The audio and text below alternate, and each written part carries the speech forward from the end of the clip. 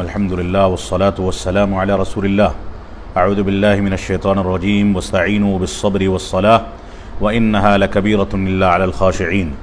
अल्लाह रब्बुल आलमीन ने सूरतुल बकरा की आयत नंबर 45 में इरशाद फरमाया कि अगर तुमको अल्लाह रब्बुल आलमीन से मदद तलब करनी है तो सब्र करके और नमाज़ों का क़याम करके, नमाज़ों की पाबंदी करके अल्लाह रब्बुल आलमीन से मदद तलब करो।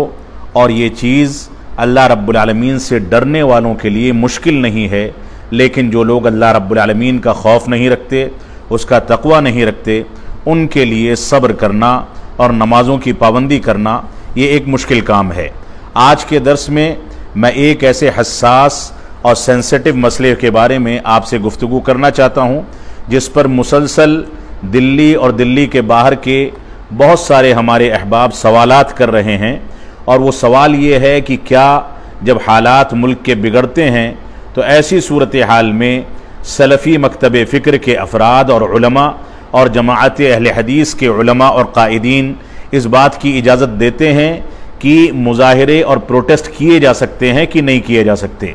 इस सिलसिले में मैं आपके सामने वाज़ेह कर दूं कि कुरान मजीद की आयात, रसूल अकरम सल्लल्लाहु अलैहि वसल्लम के फ़रामीन, सलफ़े सालिहीन के अक़वाल की रोशनी में सलफ़ी मकतब फ़िक्र में कभी भी इस बात की गुंजाइश नहीं रही कि मुज़ाहिरे किए जाएं, उसमें वक्त बर्बाद किया जाए, प्रोटेस्ट करके नई नस्लों के लिए मुश्किलात खड़ी की जाएं।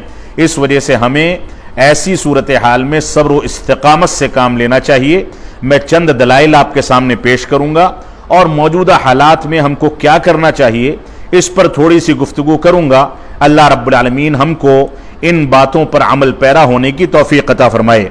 रसूल अकरम सल्लल्लाहु अलैहि वसल्लम फरमाते हैं कि मेरे बाद ऐसे अइम्मा और हुक्काम आएंगे जो मेरी हिदायत और मेरी सुन्नत के ज़रिए तुम्हारी रहनुमाई नहीं करेंगे, बल्कि उनमें उनके मुआविनीन में कुछ ऐसे अफराद भी होंगे जिनके दिल शैतान के दिलों के तरीक़े से बिल्कुल गलीज़ और बुरे होंगे। लेकिन ऐसी सूरत में तुम्हारी ज़िम्मेदारी है कि तुम उनकी इताअत करो, और वो दीन इस्लाम से दूर हैं, तुम्हारे ऊपर जुल्म जौर करते हैं, उसके बावजूद तुम उनकी समअ ताअत को लाजिम पकड़ो। अल्लाह के नबी सल्लल्लाहु अलैहि वसल्लम ने आगे फरमाया, अगरचे वो तुम्हारी पीठ पर वार करें, तुम्हारे माल को गसब कर लें, उसके बावजूद तुम समअ ताअत से काम लो। ये सही मुस्लिम की 1847 नंबर की हदीस है। इसी तरीके से रसूल अकरम सल्लल्लाहु अलैहि वसल्लम ने इरशाद फरमाया कि अगर कोई वली अम्र को और हाकिम को और अपने कायद को नसीहत करना चाहे तो उसकी जिम्मेदारी है कि एलानिया तौर पर ना करे, बल्कि उसका हाथ पकड़ करके उसको खलवत में ले जाए, तन्हाई में ले जाए और वहां जाकर के उसको नसीहत करे। अगर वो नसीहत को कबूल करता है तो बेहतर है, वरना नसीहत करने वाले ने अपना हक अदा कर दिया। ये किताब सुन्ना की सही हदीस है जिसको अल्लामा अलबानी ने सही करार दिया। शरीयत के इस मनहज से हमको दो चीज़ें हासिल होती हैं। एक तो ये कि हम बरी उस जिम्मा हो जाते हैं दावत व तबलीग और नुस्ख़ो खैर खाही की जिम्मेदारी से। इसी तरीके से हमको जो फ़ायदा हासिल होता है वो ये है कि हम फितनों से और फितनों के असबाब से अपने आप को सलामती हासिल करने में कामयाब होते हैं और फितनों से अपने आप को बचा लेते हैं। हसन बसरी रहमतुल्लाह अलैह से किसी ने सवाल किया, उनसे कहा कि अगर हम बाहर निकलें और लोगों के अंदर तब्दीली करना मकसद हो तो ऐसी सूरत में आपका क्या ख्याल है? तो उन्होंने फरमाया, इन्नमा युगय्यिरु बित्तौबती वला युगय्यिरु बिस्सैफ, कि हथियारों के जरिए भीड़ भाड़ करके किसी चीज में तब्दीली नहीं होती, बल्कि मजीद फसाद खड़ा होता है।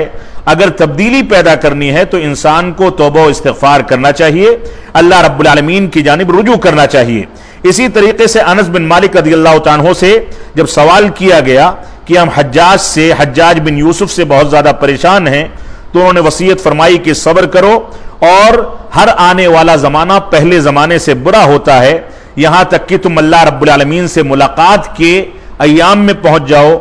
इस वजह से समअ ताअत से और सब्र से काम लो और रसूल अकरम सल्लल्लाहु अलैहि वसल्लम की इताअत करो। यह सही बुखारी की रिवायत है।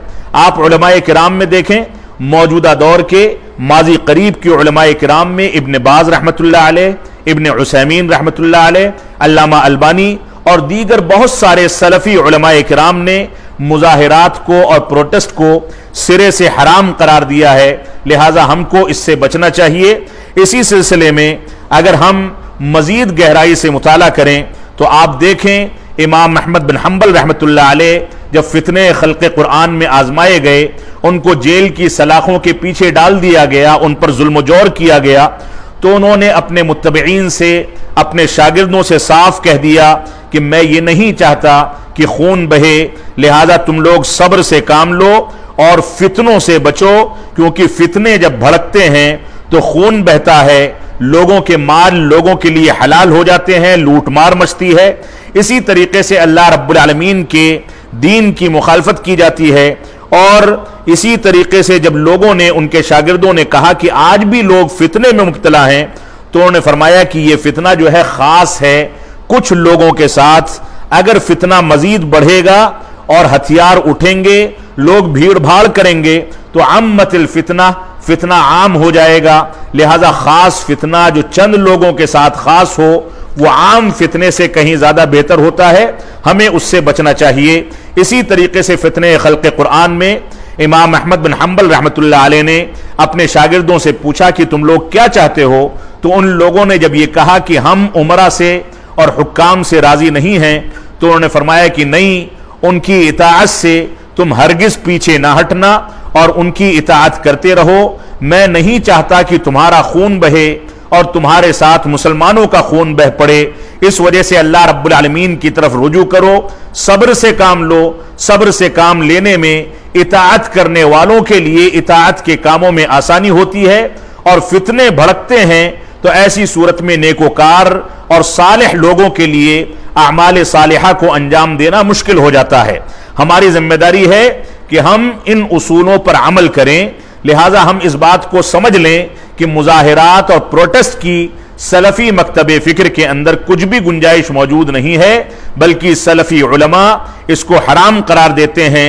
आप देखें माजी में मुजाहिरात का और प्रोटेस्ट का जो माहौल हिंदुस्तान या दुनिया के मुख्तलिफ खित्तों में बना, उसके नतीजे में कितने बच्चे अपनी जान से हाथ धो बैठे, तालीम का नुकसान हुआ, और न जाने कितनी खवातीन दीन से भटक करके गैर मुस्लिमों की और शिर्क व बिदआत की चीजों में, रीत रिवाज में पढ़ करके अपना ईमान और अपने मजहब को खो बैठी, और उन लोगों ने दीन को भी ज़ाय कर दिया।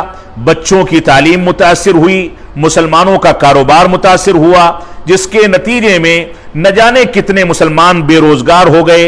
इसका एक मुनासिब हल यह है कि हम अपने अहलो हल्लो इक़्द को, अपने उलमा को, अपने कायदीन को, जो मुख्तलिफ मकातिब फिक्र के हैं, उनको मजबूर करें कि वो ख्वाब गफलत से बेदार होकर के मुसलमानों की मुश्किलात को सुनने और उनको समझने के लिए सामने आए, और कुरान और सुन्नत की रोशनी में फैसले किए जाएं, और इन कायदीन को इस बात पर मजबूर किया जाए कि मुसलमानों को मुजाहिरात में निकलने से तो बचाया जाए, मुजाहिरात को हराम तो करार दिया जाए, लेकिन साथ में मेमोरेंडम तैयार करके पुलिस थानों में, चौकियों में, पुलिस के जिम्मेदारान के सामने, वजारत दाखिला में, वजारत उज़्मा में, और इसी तरीके से सदर जमहूरिया के सामने मेमोरेंडम पेश करके अपने मसाइल को हल करने की कोशिश की जाए। यह हमारा तरीका एहतजाज का है। शरीफाना अंदाज में, भीड़ भाड़ किए बगैर, बाज कायदीन मेमोरेंडम ले जाकर के मुत्तहिदा तौर पर लोगों के सामने पेश करें और उसके जरिए अपने हुकूक को हासिल करने की कोशिश करें। उसके बावजूद मामलात हल नहीं होते तो अदालतों के रास्ते खुले हुए हैं। इस बात को याद रखें। अल्लाह रब्बुल आलमीन ने फरमाया है, इन्नल्लाह ला युगय्यिरु मा बिकौमिन हत्ता युगय्यिरु मा बिअनफुसिहिम। अल्लाह रब्बुल आलमीन किसी कौम की हालत उस वक्त तक नहीं बदलता जब तक वो कौम अपनी हालत को खुद बदलने की जिम्मेदारी ना उठा ले।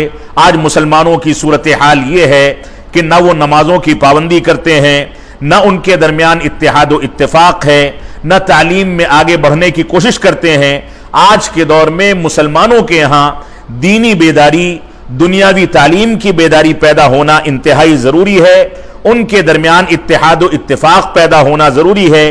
तालीम की बुनियादों पर वो तरक्की करें, दुनिया की अक़वाम को पीछे छोड़ें, और जब तक वो अपनी हालत को बदलने की जिम्मेदारी नहीं उठा लेंगे, जब तक अल्लाह रब्बुल आलमीन उनकी हालत को तब्दील नहीं फरमाएगा। अल्लाह रब्बुल आलमीन हमको कुरान और सुन्नत की पैरवी करने और कुरान और सुन्नत के सही मनहज को समझने की तौफीक अता फरमाए।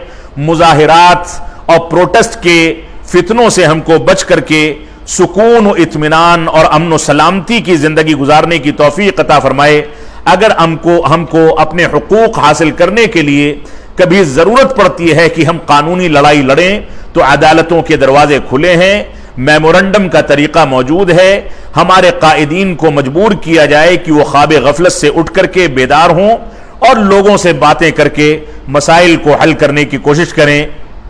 अल्लाह रब्बुल आलमीन हमको इन बातों की तौफीक अता फरमाए।